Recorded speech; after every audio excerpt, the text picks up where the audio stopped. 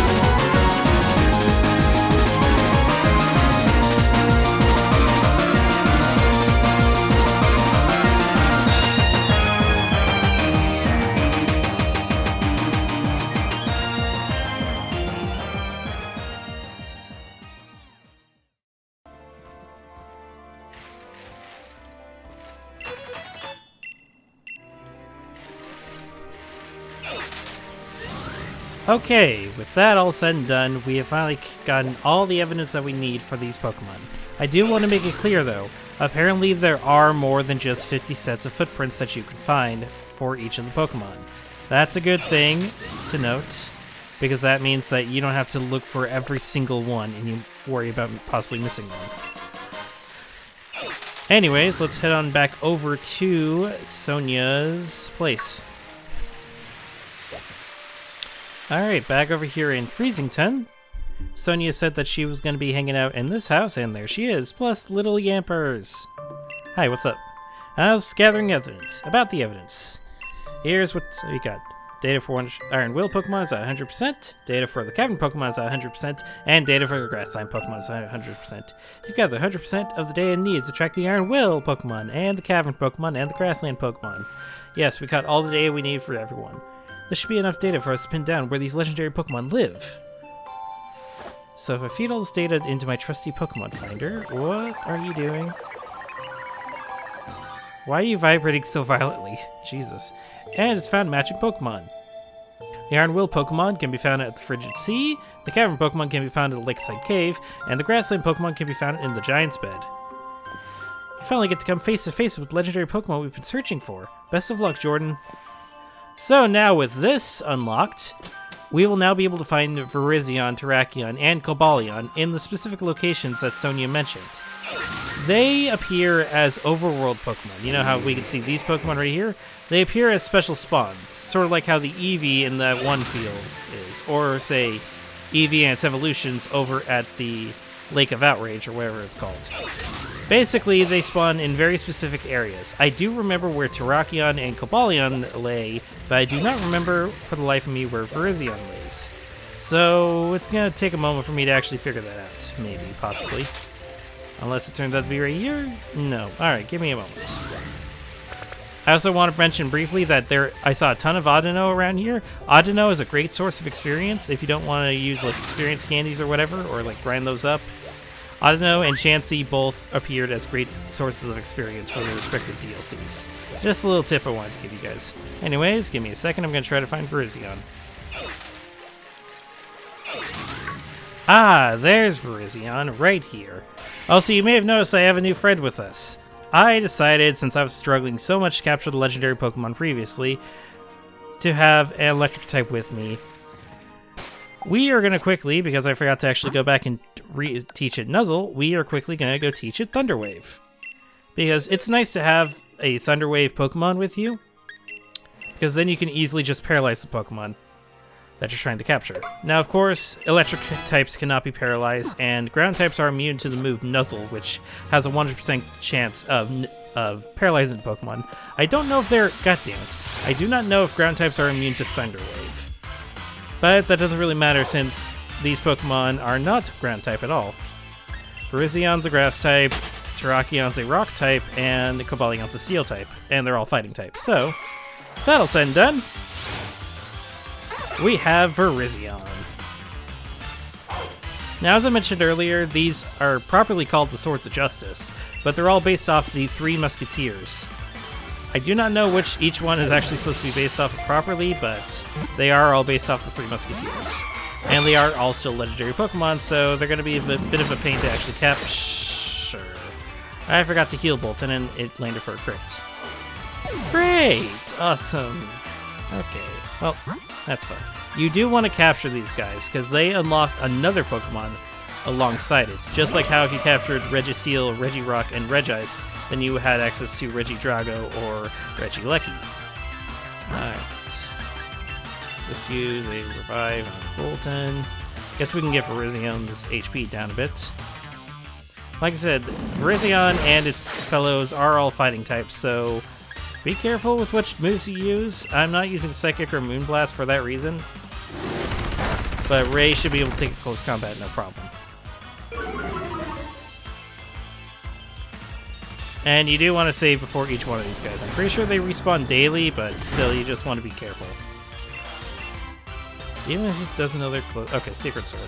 That's like their signature move, though I do know several other Pokemon can use it, like Aegislash. Aegislash can use Secret Sword. Okay. Oh, good. Alright, so we got it into red health. You know what? If Ray falls, then I will paralyze it real quickly, but let's just try to throw some Pokeballs at it. I just realized we're not doing this at nighttime, so my best Pokeball is going to be Ultra Balls. Whoops, that's great. Yeah, for once I'm actually reporting at 1:55 in the afternoon. And it's raining outside, so that's fun. Alright. Let's just keep spamming Pokeballs.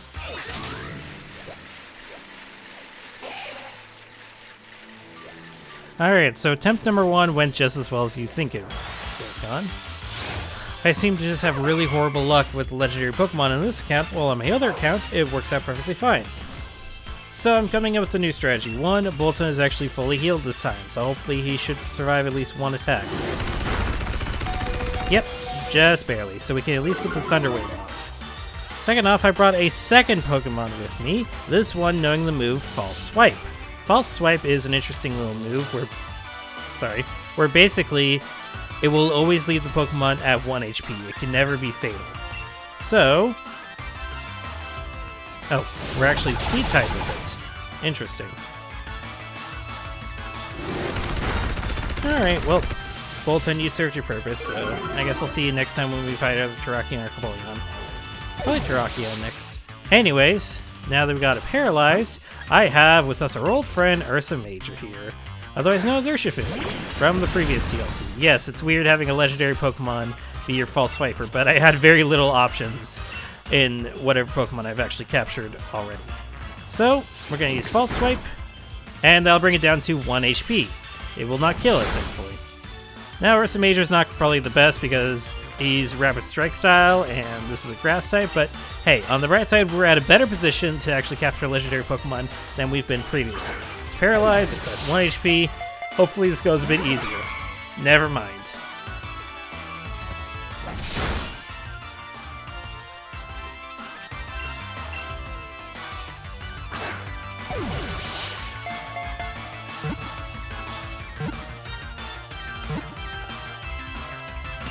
Wow, I said to go, hopefully go a bit easier, and it did. It only took 2 Pokeballs that time. Okay, so far so good. Alright, that's one of the Swords of Justice down, and now we just have 2 more to go. Unfortunately, False Swipe is a normal type move, so at least for Terrakion, it's gonna... Actually, no, for both Terrakion and Cobalion, it's gonna be a bit more difficult to use, but hopefully we should be fine. Anyways, I'm gonna go heal up real quick, and then we're gonna go hunt for Terrakion. Alright, next up is Terrakion's location. We're here in the Lakeside Cave. If we go right over here, we can find the big old rock fighter himself, Terrakion. Now this one, as I said previously, it's probably going to be a bit more difficult. I do think Terrakion's probably a bit slower than Virizion, so we should be able to get a Thunder Wave. Okay, never mind, it's still faster than Bolton. I guess Bolton's not the best when it comes to being a Thunder Wave or Nuzzle user, because it can learn both Thunder Wave and Nuzzle, and both are useful. And Terrakion's a Rock type, which is why that was effective. I guess we could just use Blade Rough to lower... Oh no, it's another Speed type or something, I don't know. It honestly feels like all of these are Speed types. Now that does make the Swords of Justice rather dangerous, is that they have Sword Stance. So if you have like a Ghost type or something, that'll really help against their fighting typing. Okay, do not use another Plate Rough, thank you. Oh. Crap. I really don't want to accidentally KO Terrakion before, Ursa Major has a chance. Oh, maybe a critical capture? Well, we could have hoped. Anyways, I do recommend getting, like, some sort of, like, tanky Ghost type. Runerigas, I think, would be really good. Maybe, at least for Terrakion. So, if you can get one of those to help tank it, that'd be a really good idea. Alright, Bolton. Sorry about that. Anyways, let's switch on over to Ursa Major and let's start checking Pokeballs. Thankfully, we're in a cave this time, so hopefully the Dusk Ball should work better. Hopefully.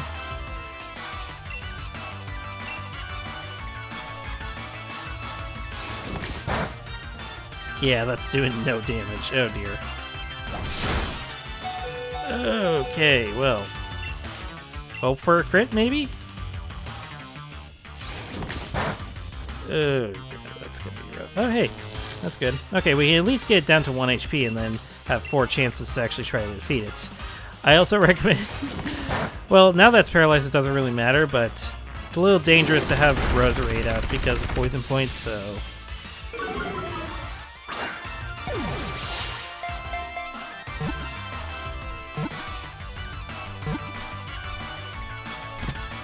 well, that was easy. Just one Dusk Ball and boom.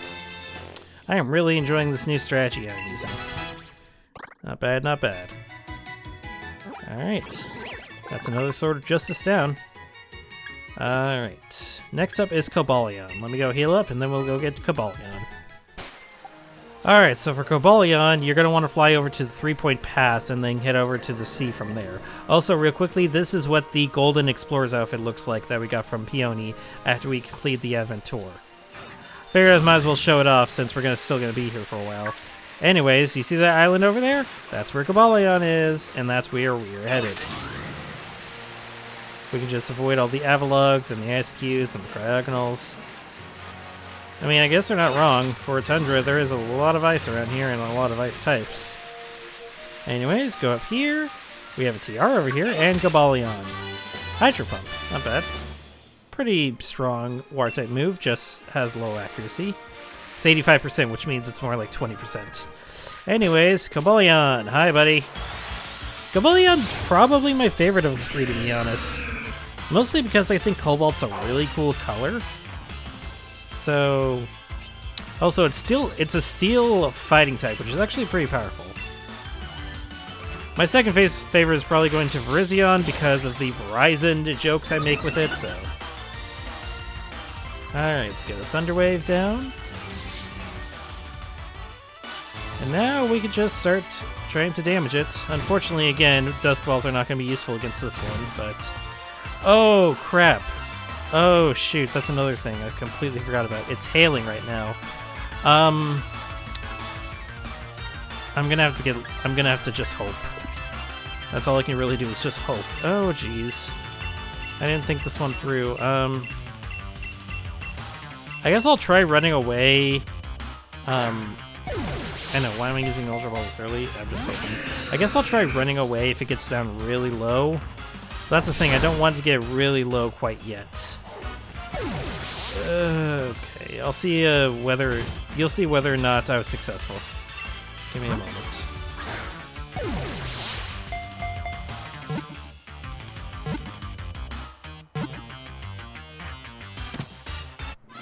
Wow, that's incredibly lucky. Okay. It still had, like... I don't know, a good portion of its HP. Hey, I'm not gonna look a gift horse in the mouth. We got Cobalion. Nice. Oh, no, I do not want to give it a nickname. We're gonna send it to the box. And now that we caught all three of them, let's head on back over to Freezington and talk to Sonia. That was incredibly lucky. I really should start paying attention more as to what the weather is. No, that's our base. We're going over to Sonia's base. I mean, we're gonna have to heal up to get Bolton back into shape. That Pokemon, isn't that the Iron Will Pokemon Cobalion? I was right! I knew it. I knew my theory was correct. Oh, sorry, please don't mind me. I just got a bit too excited there. Here, you definitely deserve a reward for showing me such a fine legendary Pokemon. We got some experience candies, not bad. Now I'm certain that the other two must be here in the Crown Tundra too. In fact, we have more we want to show you. No way, isn't that the cavern Pokemon Terrakion? Bang up job, Jordan. I knew you could do it. Ah, sugar, there I go again. But it's so hard to contain my excitement. Here, take this for giving me a chance to see the legendary Pokemon in the flesh. And we get some experience candies medium.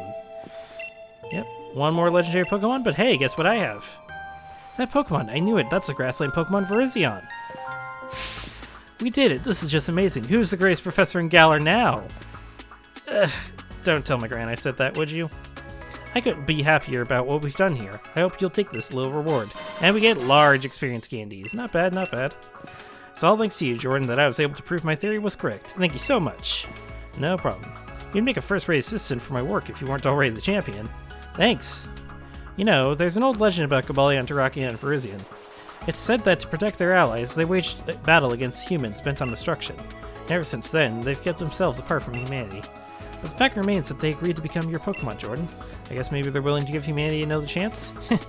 It warms your heart a bit, doesn't it? Now then, enough dithering about. I've got to get back to work and write all this up.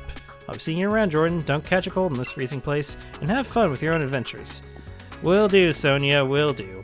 Come on, Yamper, you and me are headed home. Now, like I said before, you probably want to start this side quest near the beginning of your Crown Tundra adventure, because then it'll be, like, while you're walking through the area, you can just pick up the footprints while you're going through the rest of your adventures. Ah, Yampy, you're so cute. Too bad, your evolution kinda sucks. We're just gonna leave this poor Beldum here? Yeah, I'm sorry, even though I have a Bolton here and I have a Bolton on my main account, I can fully agree that Bolton's kind of an underwhelming Pokemon. Like, when I saw freaking Yamper, I thought it was going to be great and all cute, and then it just evolves into a really slow electric type. Yamper in general is slow for an electric type. There are just so many better electric types out there.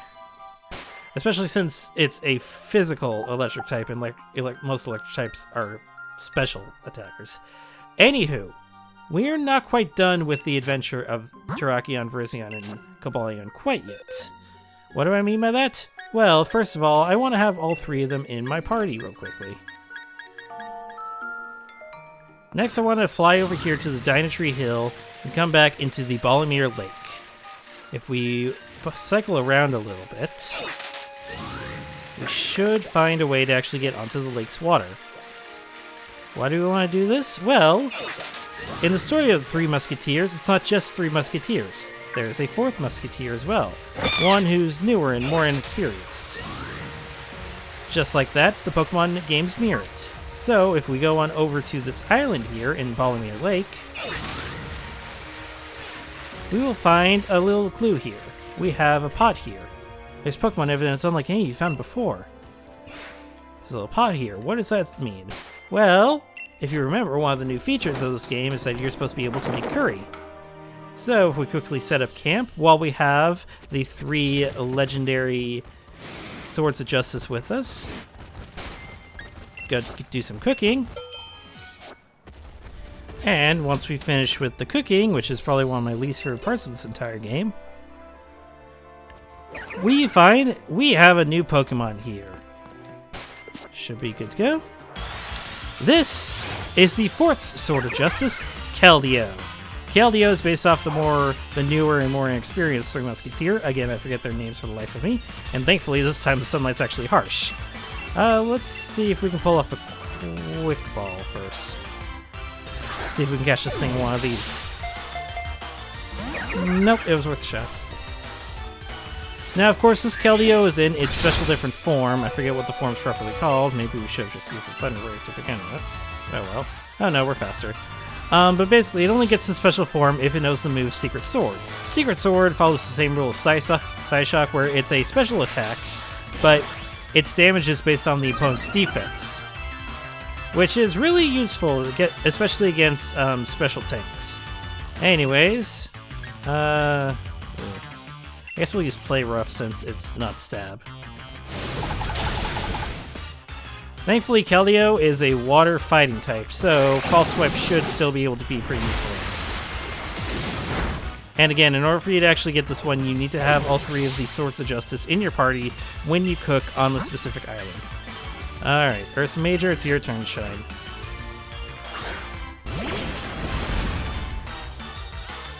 Alright, let's see. Now hopefully this will be as easy to catch as the others happen to be. Minus Virizion, because I was not really thinking.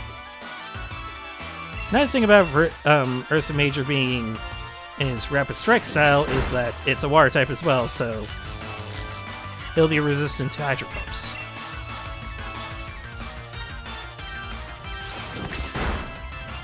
Alright, there we go. And Keldeo's still paralyzed. Alright, well, I'll see you guys when we actually catch this thing. Should have done more Ultra Balls, oh well.